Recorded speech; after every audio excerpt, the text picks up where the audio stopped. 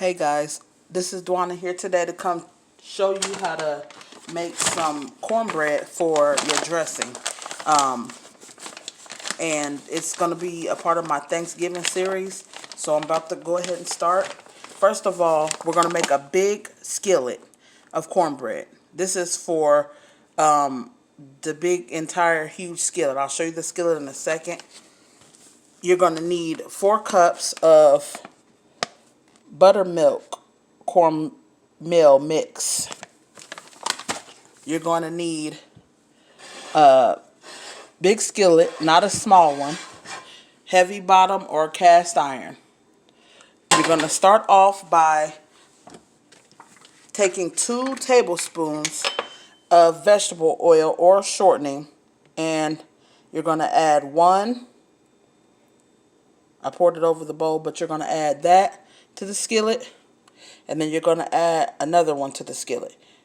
You're going to have to preheat this and let it get hot because you're going to add it back to your mix in a little bit. Okay? So, in this, you're going to have to add a well in the middle. So that means a circle in the middle. And then about 2 tablespoons of unsalted butter right in the well. In addition to that, you're going to need 2 eggs beaten room temperature, preferably organic or brown eggs, cage-free. You're going to need a 1.5 cups. Here's my measuring cup. There's 1.5 cups, and I've been cooking with this already, so it's got a little stuff from my last recipe on it, but this is buttermilk. So if you get a container that is a 1/2 pint, you're going to need 2 containers because you're going to need to fill this up. So I have the second 1/2 pint. They didn't have a whole pint at the store, so I had to buy 2 of these little ones, which I prefer. It stays fresher. And so the whole entire 1.5 cup measure, and then you're going to have to add it to the well. Okay? And it'll be thick in there. You want to take something and scrape all that out. It's buttermilk, so it's thicker. If you are lactose intolerant or anything like that, you have to use whatever milk you use. This is a big pan for my family, so I'm not going to use lactose-free milk.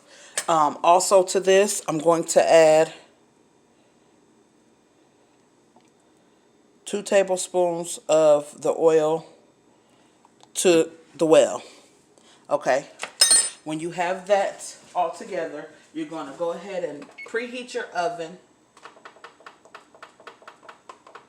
to 400 degrees, and you're going to get the oil hot that you have in your skillet.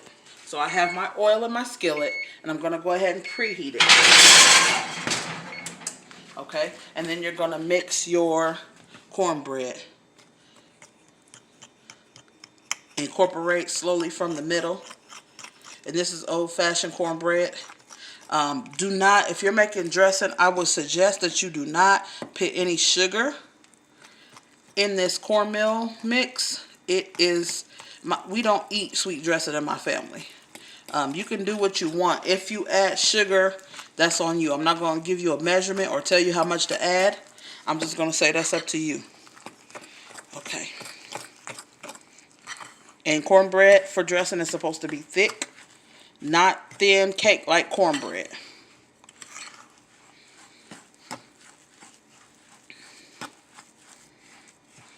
And then when it gets this thick, you're going to want to add more liquid to it. But you're not going to add buttermilk.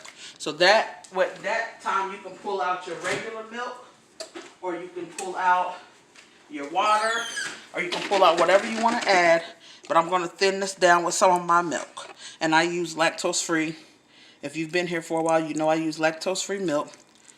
And you just want to thin it out just gradually. And there's no measurements at this point. Just make sure you get that 1.5 cups of buttermilk in there. Now you can use regular cornmeal mix with this, or you can use cornmeal and just add your baking powder, your flour, your salt, and all that stuff to it. But I'd rather get the mix because this is how I was taught by my mom, and my mom was taught by my grandma. So I don't use anything but what I was taught with. You want to keep on thinning it down. Now, if you're going to use half of this recipe, you just break everything in half, and then you thin it out with the liquid of your choice.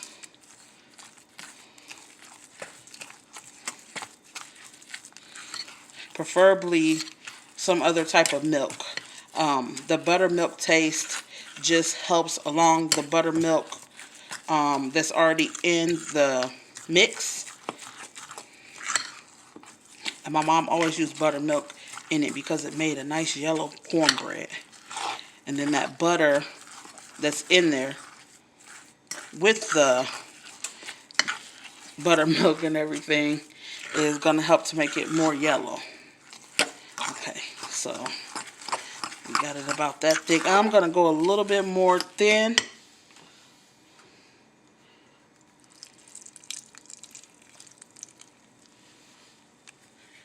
And this is an old-timey recipe. Back in the day, they did not use measurements. So it's fine. When your cornbread gets to the consistency that you want it, you can go ahead and pour it in your skillet. Let your skillet get hot, and grease should be sizzling to make this cornbread. You don't want to make it too thin, like cake. Please don't use a beater.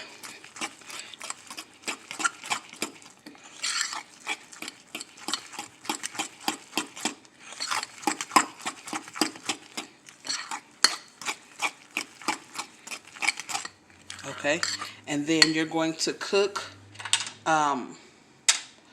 this in the oven until it's done. It'll be golden brown on the top. It will be crusty. You'll be able to tell when it's done. Now the back of the package says that you can bake it for about 25 minutes. It says pour into a hot skillet and bake 20 to 25 minutes, but I just make sure that it's done. I like it a little bit more done because it is for dressing, and the more dried out it is, the better.